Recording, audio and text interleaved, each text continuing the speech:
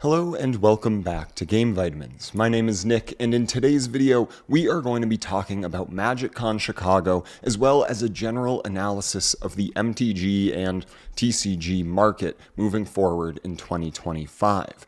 You know that I've been gone for the last week, and most of those days were spent out in Chicago, where I had probably one of the best times of my life over at MagicCon. And yes, it was actually that fun. So I want to dive into an analysis that sort of looks at MagicCon, a place where a ton of Magic enthusiasts come together in one big crowd, and take a look at the overall market. What's going on in terms of the bull run that we're seeing, how long I think it could potentially last, as well as the overall sentiment on Magic.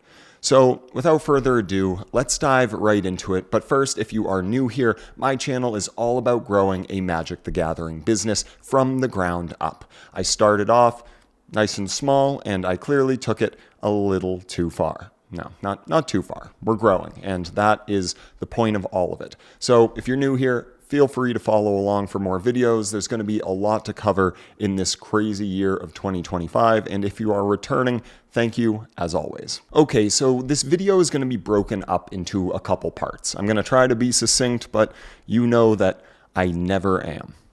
And if you don't know that, you will. So I want to talk a little bit about why it's so important to involve yourself in the community that you're planning on selling in, and being able to get a real face-to-face interaction with the people you're going to potentially be selling to. I also want to talk about the general reactions from the public. Obviously, if they were there, they were definitely Magic fans, considering they paid money to fly in or drive or take a train or whatever they were doing, plus a ticket. Anyway, that's beside the point. I just want to talk about the general sentiment regarding Magic and what I believe it's going to look like moving forward. So what I want to start by saying is that the Magic market seems incredibly healthy. And yes, I know this might feel like I'm reiterating stuff that you've heard from other YouTubers, but I really want to talk a little bit about the con. And what I'm going to do is shrink myself down at times, or maybe for a little bit of time, because I took footage while I was there, and I wanted to go back to my old days of vlogging, but it was so loud and so much was going on, and I wanted to have a good time. So I recorded some footage walking through the convention, and I just wanted to be able to give you a bit of an idea of how many people were there. So this MagicCon was apparently the largest one that they have had yet. And I saw so many people interacting and talking with strangers, including some of my buddies, going up, chit-chatting with new people, playing with new people, and it was just phenomenal to see. In general, I believe the TCG market has always had this sense of community, but the one thing that stood out to me the most was that when I was sitting in the theater for Game Nights Live, I watched, Command Zone, Game Nights Live. It was an awesome show, super funny. I was in the section for Jimmy, and he blew it like he always does. So that's how it goes. But anyway, they had us raise hands if this was the first time you had ever been to a MagicCon. And believe it or not, almost 3/4 of the whole entire theater raised their hand. Now, I'm saying a very rough number because I was just looking around and observing, but on top of that, not only did they set up audio and the whole stage to service the bottom part of the theater, they had so many people show up that they had to open the, what do they call it? Like the Juliet balcony, the upper stage of the theater, which they didn't even set up for audio. They said that they filled the theater, the largest Game Nights Live show. And what I'm getting at here is that the Magic community is new and really into it. Now, when you're analyzing who you're going to potentially be selling to, or just the industry that you're getting involved in, the TCG market, the Magic the Gathering market, you want to be able to actually, get out in front of some of these people and get general sentiments. And no, this does not make or break your operations. Clearly, if you're selling cards every day, you know that the market is healthy and that people are buying it. But by seeing this in person, it really made me understand what their strategy is moving forward. And while it seems obvious, and while it seems like we're deviating from where Magic once was, in terms of being a seller and a general Magic enthusiast, I really love to see how many new people are getting into the game. And yes, Universes Beyond, a lot of these crazy meme secret lair releases are doing just that. And that is super important for the future health of the game. Not only was it a lot of new people, but the demographics were very well spread out. You had kids going up on stage who always seemed to win the competitions. You had, pretty much every age, gender, I guess that's kind of encapsulates everyone. I don't know. I thought I was going to go with some big list there, but realistically, you just had such a huge age range and so many people that were new to the world of Magic that truly what they've been doing has been working. How sticky will these customers be? That's a term if you're looking at churn of customers and general attention span on your product. What will that be? I don't know. They probably don't know, but clearly there's a lot of people getting into the world and interacting with it in new, unique ways. So that is what I wanted to start off with saying. MagicCon Chicago gave me the insight into the industry that I kind of needed to know that this can go a lot further. Yes, it's very, very healthy. So that is point number one. Another thing I want to talk about are the vendors. Now, this is another way to analyze not necessarily the market, but your competition. So clearly these were really big vendors from all over the world. European vendors from Italy and Germany and people from down the road in Chicago and I don't know, down in where was one? Washington? Anyway, it doesn't matter. The point is, I wanted to take a look at how these different vendors operated. I wanted to get a general feel for what they had on hand, what the inventory looked like, how quickly it diminished, whether they could keep up with their inventory. Also, in general, how they conducted themselves.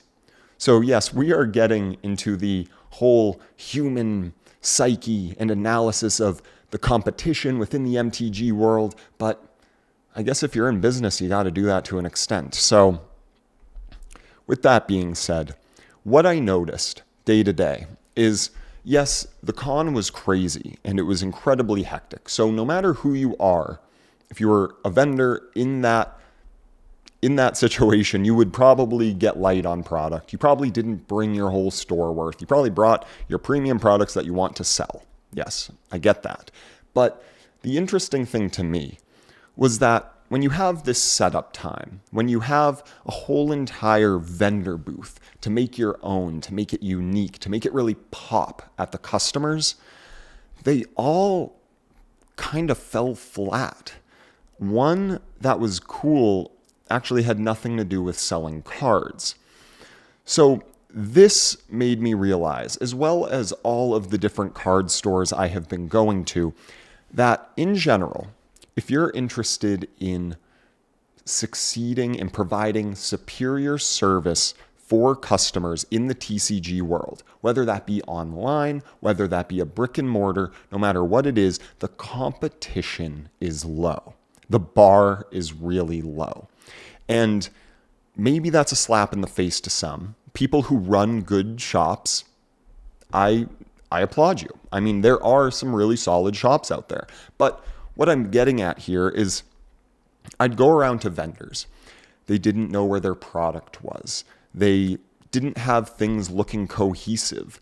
Certain cases just were such a mix of product. They would point you to random directions. Yes, it's hectic, but in this business, it's all about having what the customer wants when they want it and being able to direct them to it to get that sale. There were so many times where I said, hey, where are your alpha cards? Where can I go pick up this poster version of whatever card I was looking for, Aragorn? There was one, it was serialized, it was $5,000, didn't buy it. So got it off a TCGPlayer. But they just didn't really know, or if you ask them questions, they didn't really have the answers. And again, I get it. You have a large staff, you're bringing people in to help just sell. But the thing that I have seen that is consistent among so many shops is just that it doesn't have a wow factor. They all kind of just feel the same. If you had this once a year opportunity to show out, to really make a great display of your store, why wouldn't you do it? Why wouldn't you go above and beyond, put in the money, the effort, be that place with lines wrapped around the building? That is what I am getting at. And I'm going to leave it there because I could just keep ranting about this. But just stores in general, vendors, it makes me feel like there's definitely room in the marketplace for people who want to provide superior service and experience. And that is huge within any business. In my main business, day to day, if you're new here, I run 2 other businesses day to day. This is a side thing.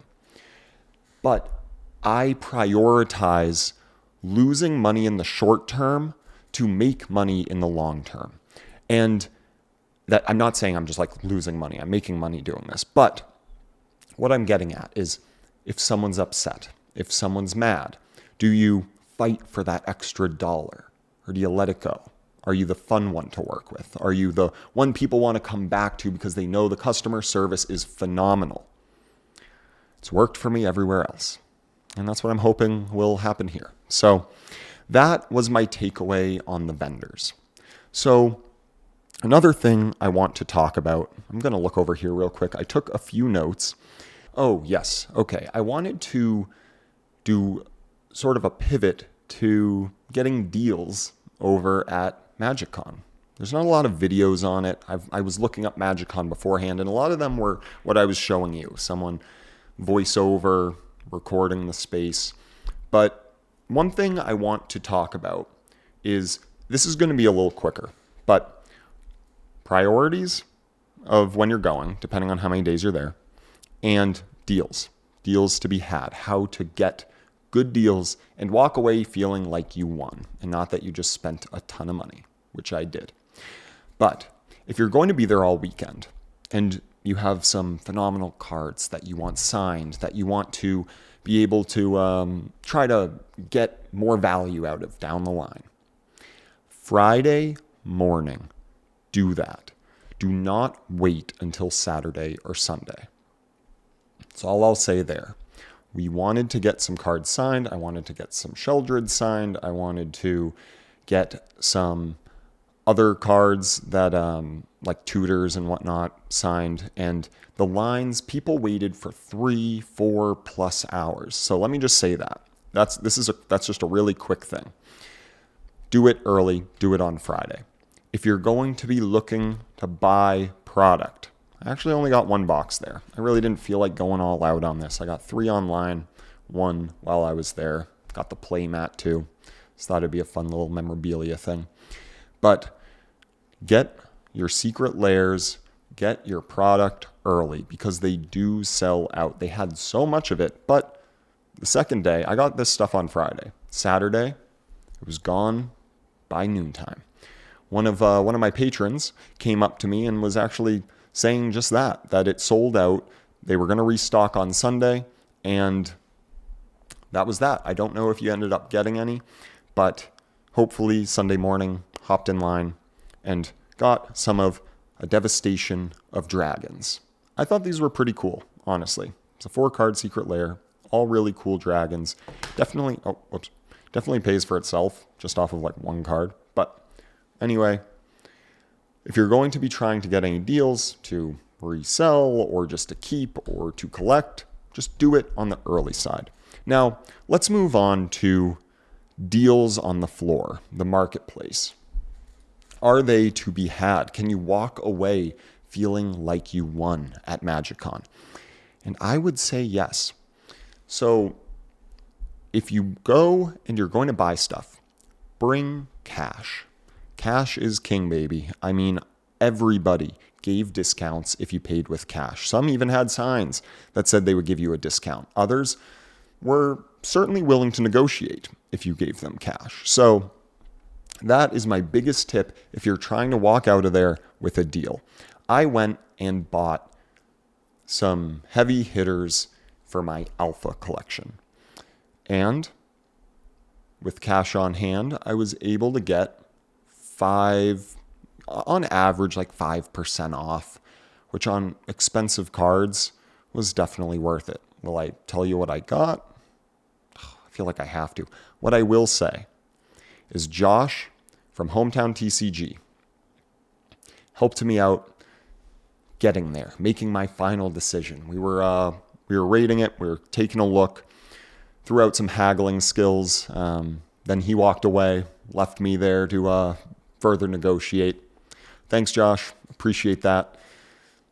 And walked away with some power. That's all I'll say. That's all I'll say. So, tucked away, safe and sound now. Anyway, if you're going to be trying to get deals, do it early. Try to do it on Friday. Try to show up with cash. Obviously, Wizards themselves, the convention, doesn't care. They won't give you deals. But the marketplace vendors, there's always room to negotiate. So if you can walk in there and walk out feeling like you have made some money, what is wrong with that? Nothing. I certainly feel like I did. So let's move on to some closing remarks. What do I want to cover lastly here? Okay, lastly, I just want to go over the market in general, because again, this is an analysis of the market. So many of you have probably noticed that over the past few months, there's been a tightening of EV to box values, and it has made finding deals much more difficult.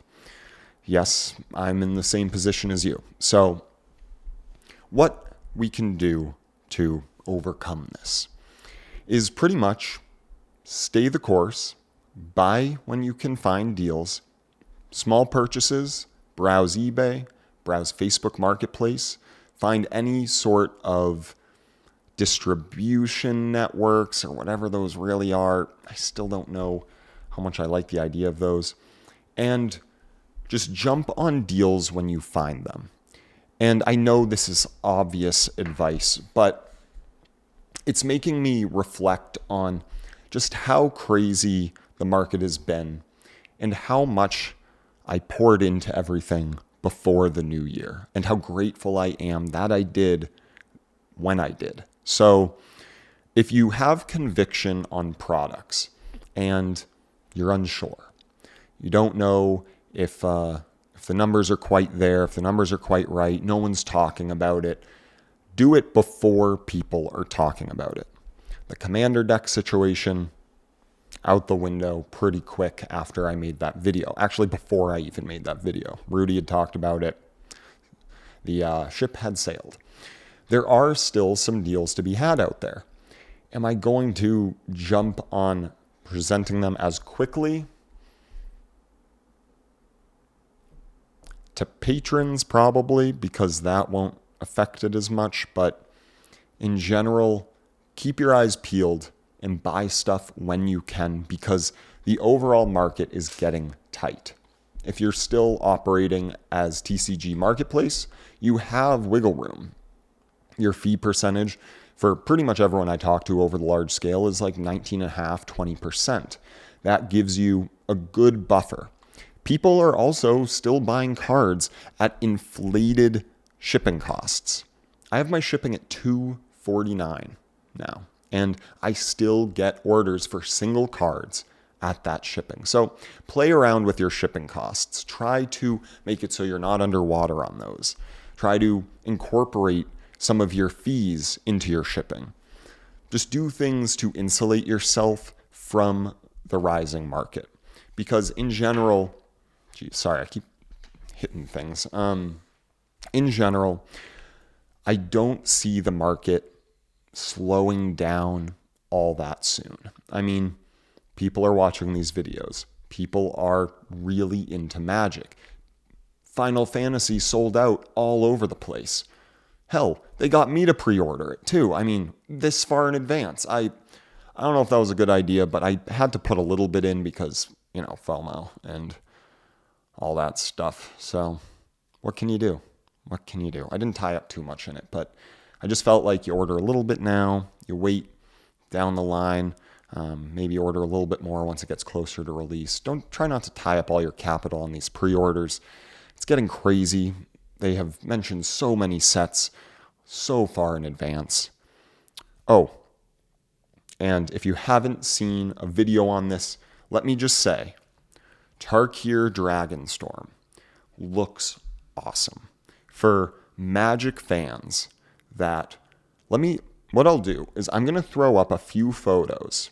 It's all public now probably because, they said it at MagicCon, but some of the art on these, Justine Jones, her art is phenomenal. She was the one that did the poster Sauron. She's done like Glimpse the Impossible. She does that very like vibrant, colorful art. It's awesome. It's very cool. Very, very unique custom borders on upcoming cards. Some of the power levels on these cards are insane. I wish I took a photo of the card that has Storm.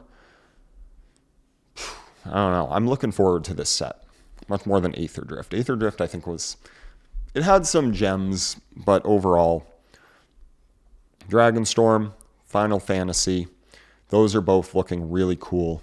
So that's just my opinion on it. I think that with the releases to come, we're gonna see more people getting into Magic. I mean, I have been talking to so many strangers, and I just mentioned that I play Magic. I just want to drop it in there, drop it into a conversation. Oh, Monday night I play Magic with the friends. Oh, I play Magic too. Oh, we host a little get-together and play Magic on not Mondays, Thursdays, or whatever. We get like 12 people to show up. These are people I would never expect to play Magic. I would say that over 50% of the people I mention it to know of or play Magic. It is crazy. Maybe it's because I feel them out a little bit beforehand. So this guy gonna think I'm a dork, But no. I mean, a lot of people are getting into it that weren't into it before.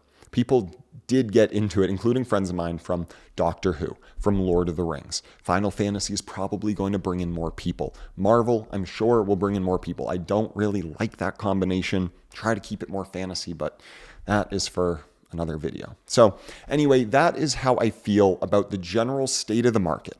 That is my analysis moving forward into 2025. That is also a bit about my experience at MagicCon Chicago. I had so much fun. I mean, the amount of people that you could just interact with, hit it off with, chit chat. I mean, everyone has that common interest. You're all there for Magic, but several of you guys came up, said hi, we talked. It was so cool. And I really, really love that this community is like that. No funny business, no crazy stuff going on there. Everyone was just happy to be there, happy to share their hobby. And I think that if the community feels that way, that is going to resonate with so many more people and maybe even make the next MagicCon, which is Final Fantasy in Las Vegas, probably, again, the biggest one that they have ever had. There was a lot of people there. It was the biggest one they ever had in Chicago in February. Vegas, don't know if I'll be there. I don't know if I can do 2 in a year. It's also my girlfriend's birthday that weekend. Probably not. But it's going to be huge. There's a lot to come this year. I'm excited to be a part of it. I hope you guys are too. Great again to meet everybody. Thanks for sticking around this long. And if you want to join an awesome community of sellers, feel free to check out my Patreon, which gives you access to the Discord. such an active community. Everyone's really cool, very helpful, lots of tips, tricks, picks, whatever, deals getting shared. It's really cool. It's just awesome to go through all those chats. Half the time I wrap up with work or it's lunchtime and I open it up and there's like 50 new messages. I'm like, I'm going to have to spend a half an hour catching up on all this stuff. But yeah, thank you all for being a part of that. Again, it's just about building a really cool community of sellers. And that just means a lot to me. It's awesome. I've said it so many times. I just think it's so cool that everyone can chat with each other and gather around this common interest. Yeah, I guess that's it for now, guys. Sorry for the hiatus. We have rebuilt the inventory. We have added so much. The Fizz batch is going off. I've already run tens of thousands of cards through it, and I have so much more to sort through. I'm going to be hitting it. I'm going to be hitting it so hard this upcoming month. A lot of stuff in the pipeline, a lot of cool news to share moving forward. But for now, we will keep grinding, keep churning over cards, and making fun videos about Magic, about selling cards. And yeah, that's it for now, guys. Ladies and gents, I will catch you all in the next one. Have a phenomenal day. Yeah, we'll see you then. Bye. There we go. Where'd the birthday boy go? Wow, oh yeah, it is his birthday today. Happy birthday! He's riding the dinosaur on his birthday. Yeah, that way. Hell yeah. Is that awesome? Wait, are we playing with game vitamins? Is that game vitamins? Oh my god. Is that game vitamins? Is that game I'm vitamins? such a big fan, dude. I've been watching you. Hey, Handshake. Thank you. I'm never